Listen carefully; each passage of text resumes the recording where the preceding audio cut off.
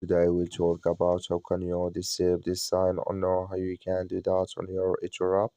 So you just follow these ways, then it's going to work with you. So all you have to do, so you just go here, you go above this sign, you click on it here.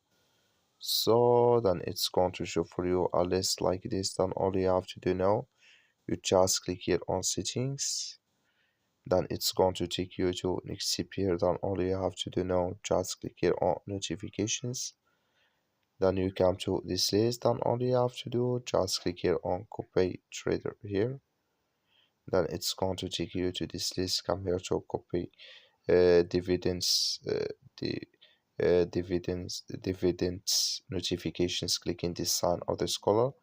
Like you see color, it's gone. That's mean it's disabled with us now. That's all you have to do. That's all. Thank you for watching. Don't forget to support us by liking, subscribe.